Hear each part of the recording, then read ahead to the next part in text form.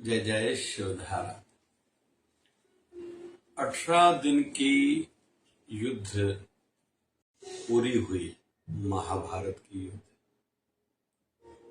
चारों ओर मृतक शरीर ही शरीर पड़े हैं, केवल स्त्रियां दिखाई दे रही हैं। अनाथ बच्चे रोते हुए इधर उधर घूमते फिरते दिखाई दे रहे हैं। द्रौपदी अंदर महल में है, थोड़ी प्रसन्नता है, थोड़ा मन में दुख है। इतने में भगवान श्री कृष्ण का आगमन हुआ। ठाकुर जी को आते देखते ही द्रौपदी उठ खड़ी हुई, ठाकुर जी से जा के लपटी रोने लगी। भगवान श्री कृष्ण उनके सिर पर हाथ सहलाते हुए तसल्ली देने लगे। द्रौपदी फूट फूट कर रो रही है। थोड़े समय के बाद ठाकुर जी उनको बिठाते हैं, खुद सामने बैठे पड़े हुए पलंग पर बैठ गए। द्रौपदी रोते हुए कह रही है, प्रभु ये क्या हो गया? मैंने कभी इतना सोचा तक नहीं। भगवान श्री कृष्ण कहते हैं, द्रौपदी इंसान कुछ बोलते समय सोचता नहीं, क्योंकि कभी कभी उनका बोलना जो आगे चल के कर्म का रूप ले लेता है, जब उसका फल सामने आता है तो फल केवल फिर देखना पड़ता है, भुगतना पड़ता है, लेकिन उस समय इंसान कर नहीं पाता कुछ विशेष।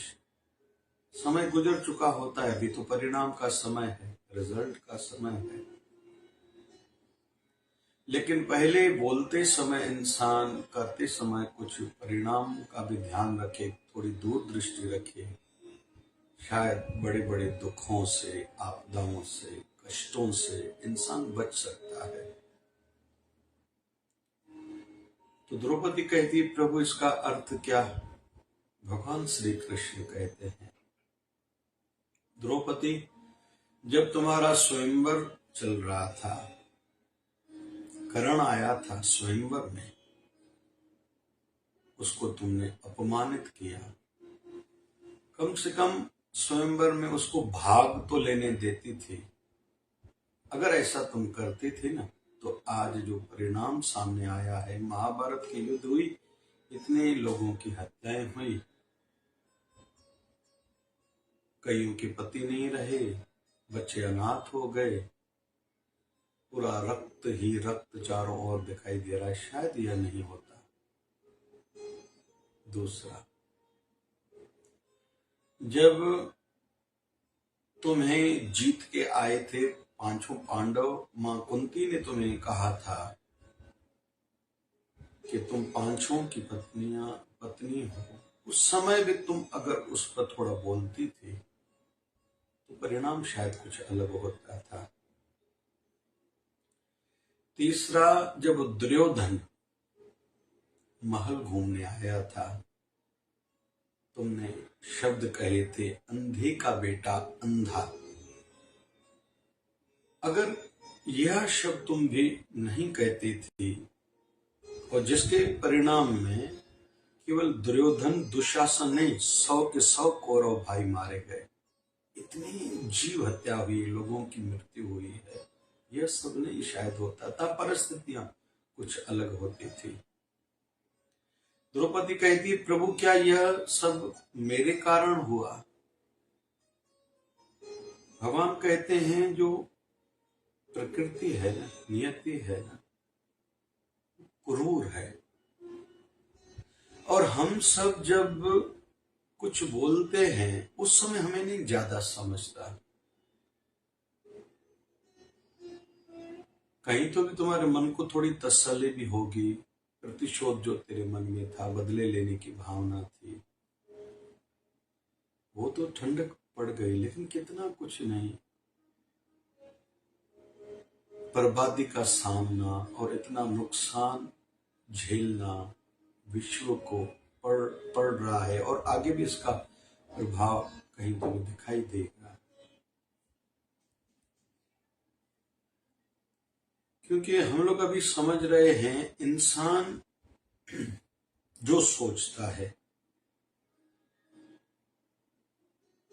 माइंड में रहेगा तो बोलता भी वही है, और जो बोलता है तो करता भी वही है और होता भी वही है कहीं तो भी।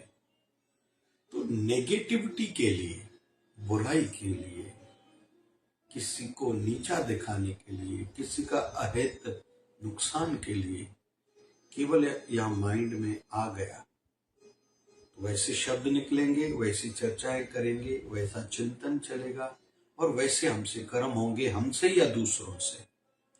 जैसे कहीं कहीं दिखाई देता है, कहीं कहीं परिवारों में झगड़े होते हैं दो भाइयों के बीच में, और कहते हैं कोर्ट में सिविल सूट्स जितने भी हैं अधिकतर प्रॉपर्टी के हैं।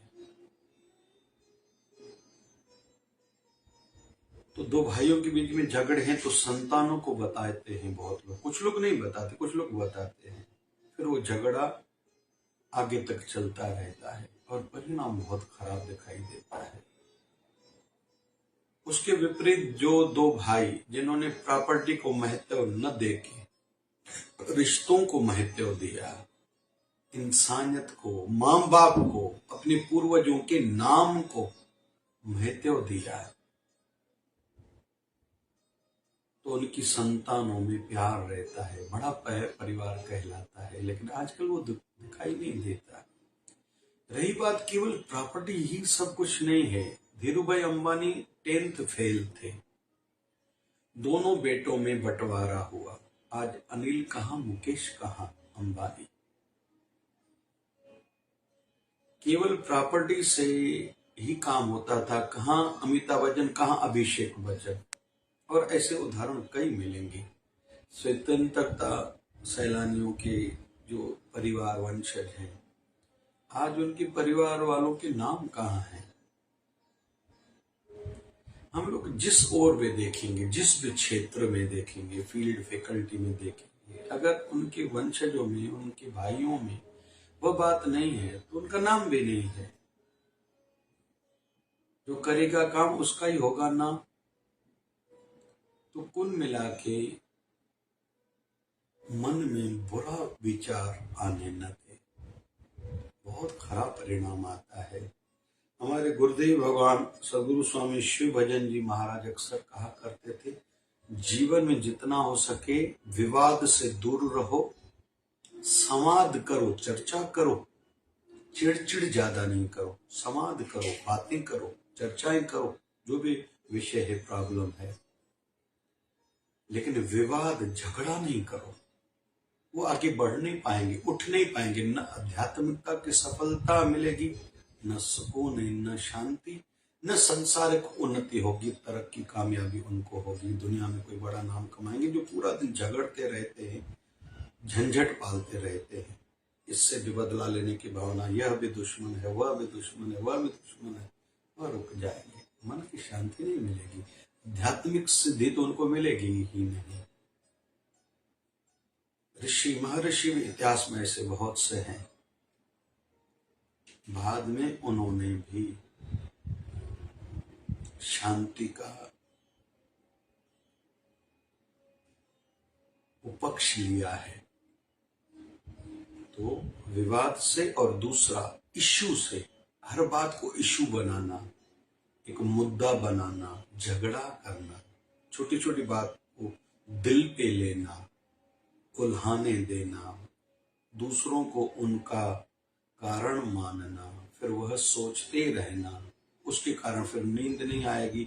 माइंड हमारा बहुत काम कर सकता है, उनका माइंड काम नहीं करता जो दूसरों को कारण मानते हैं अपनी असफलता, नाकामयाबी का, जबकि अपनी स्किल कम है, काबिलियत कम है। वैसे काबिलियत बहुत है, उसको शार्प करें तो। जैसे उदाहरण दिया गया ना, धीरूभाई अंबानी के दोनों बेटों को संपत्ति तो मिली, लेकिन एक कहा दूसरा कहा, हम लोग उनके परिवार पर नहीं, ऐसे उदाहरण कहीं भी हम लोग देखेंगे। क्रिकेटर ऐसे कई हैं, फिल्म स्टार ऐसे कई हैं, नेता राजनीतिक क्षेत्र में ऐसे कई हैं, अभिनेता हो, उद्योगपति हो, जिनके पूर्वजों ने उनको सब कुछ दिया, बड़ों ने दिया, लेकिन छोटों में स्किल नहीं थी, वैसी काबिलियत नहीं थी, वो रुके हुए थे। तो धीरे धीरे हम लोग जहर को अंदर से निकालते जाएं, प्यार को बढ़ाते जाएं, सदाचार को बढ़ाते जाएं, उमंग को, उत्साह को बढ़ाते जाएं। खुश होने के लिए छोटा सा कारण ही काफी। बच्चों से थोड़ी मस्ती करें, बहुत आनंद आता है। थोड़ा प्राकृतिक वातावरण में चले जाएं, आनंद लिया जा सकता है। थोड़ा आउटिंग में जाया करें। बारिश के दिनों में बारिश का आनंद लेना सीखें, या सवेरे जल्दी उठ के केवल अपने घर के प्रांगण या बालकनी में बैठ जाएं, घर की छत पर चले जाएं, हम आनंद ले सकते हैं। बहुत आनंद है सवेरे 5 बजे उठ के केवल बैठ जाए, केवल उस शांति का अनुभव करें। इधर अपने विचारों को ठीक करें, प्रतिशोध बदले लेने की भावना न हो, जलन भावना न हो, ईर्ष्या न हो, किसी को गिराने की भावना न हो, कोई मेरा शत्रु नहीं है। बस यह ज्ञान के माध्यम से खुद को ठीक करें, अपने विचारों को ठीक करें। पॉजिटिव ज्यादा सोचें, ज्यादा सुने। कथा सत्संग इसलिए तो जरूरी कहा जाता है क्योंकि फिर से विषय आएगा, सोच अच्छी नहीं तो शब्द अच्छा नहीं निकलेगा, शब्द अच्छा नहीं और वही फिर कर्म का रूप लेगा, और वही कर्म हमारे परिणाम रिजल्ट का रूप लेगा। यह क्यों खराब होता है? गलत किसी ने कहा, क्योंकि कहते हैं एक इंसान ही ऐसा है कि गलत जो सुना या विचार में आया, तो वैसे दूसरे पशुओं के दांतों में विष रहता है, इंसान की जुबान पे विष रहता है। कहते हैं मीठे बोलने वाले की तो मिर्ची भी बिकती है, कड़वे बोलने वाले की कोई शहद भी नहीं लेता। सॉफ्ट कोमल स्वभाव वाले व्यक्ति से हर कोई व्यवहार, व्यापार, लेन देन, रिश्ता करने में देरी नहीं करता। और जो हार्ड हैं, कठोर बोलते हैं, कठोर सोचते हैं, कड़वा बोलते हैं, दूसरों का अहित सोचते हैं, दूसरों को दोषी मानते हैं, हर कोई अपना भी उनसे दूर भागता है। तो अपनी सोच को ठीक करें, ज्ञान के माध्यम से, फिर ध्यान के माध्यम से, तीसरा नाम के माध्यम से खूब जप करें। बैठ जाएं सवेरे उठ के अपने घर के मंदिर में, घर के नजदीक कोई शिवालय है, देवालय है, घर की छत में, घर की बालकनी में, प्रांगण में, उस प्राकृतिक शांति को अनुभव करें। हम इन उल्टे विचारों से, उल्टी सोच से खुद को बचा सकते हैं। और यह याद रहे, हमसे सच्चा और कोई हमसे ज्यादा नहीं हो सकता। हम खुद को नहीं बदलेंगे, शायद कोई नहीं बदलेगा। गुरु भी वचन देगा, हमें बदलने के लिए शिक्षाएं, राह देगा, लेकिन गुरु के वचनों को मानना तो हमारा काम है। गुरु को तो माने, लेकिन गुरु की जो मानेंगे, सही में उन्होंने गुरु धारण करने का लाभ प्राप्त किया है। बहुत से लोग गुरु करते हैं, गुरु की नहीं मानते, जिसके कारण जितना उनको अपने गुरुदेव से, देहधारी गुरु से लाभ मिल सकता था, नहीं प्राप्त कर सकते। गुरु कहते हैं मैं रोज नाम जपता हूं, तुम्हें जपना पड़ेगा। मैं खुद सेवा रोज करता हूं, तुम्हें भी इस मार्ग को अपनाना पड़ेगा।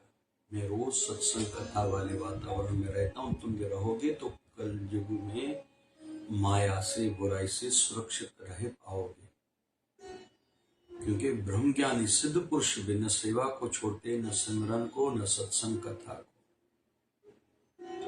हमारे लिए भी सुरक्षा कवच यही है। तो उल्टा सोच, कोई भी विचार आए उसको टिकने न दे, उसको न्यूट्रलाइज करें सत्संग के ज्ञान की पॉइंट्स के आधार पे। फिर खूब नाम जप करें, ध्यान में बैठे, यही एक सुरक्षा का माध्यम है। जैसे गर्मी बढ़ेगी तो रोने धोने से गर्मी कम नहीं होने वाली। ठंडा ही पियो भैया, या तो छाछ में थोड़ा जीरा डाल के पियो। प्याज जो लोग खाते हैं कच्चा प्याज खाओ, कच्चा प्याज एक जेब में रखो। गर्म चीजों से खुद को बचाओ। गर्मी ज्यादा है तो तरबूज खाओ, खरबूज खाओ, वाटरमेलन जरूरी है, अच्छा है विशेष तौर पर। लेकिन ज्यादा तुम केवल आइसक्रीम खाओगे, फ्रिज की ठंडी हुई चीजें खाओगे, पानी पियोगे तो फिर गला खराब हो जाएगा, फिर बीमार पड़ जाओगे, बुखार हो जाएगा। तो थोड़ा समझदार से काम लो। सवेरे जल्दी उठो, जल्दी काम शुरू करो। मध्याह्न में जिनकी व्यवस्था है थोड़ा विश्राम करो, फिर शाम में काम करो। धूप से खुद को बचा सकते बचाओ, पानी ज्यादा पियो, मटकी का पियो। लेकिन रोगे धोगे, धूप ज्यादा है कैसे करेंगे, बारिश ज्यादा है, मुझे तो कफ होता है, तो इससे काम होने वाला नहीं है। तो ज्ञान, नाम, ध्यान से अंदर को ठीक करो। सत्संग, सेवा, सिमरन हमारे विचारों की रक्षा करेंगे, हमारे जीवन की रक्षा करेंगे। अगर जीवन में अपनाएंगे तो खूब खूब हमें लाभ प्राप्त होगा। जय जय शिवधारा, जय जय शिवधारा।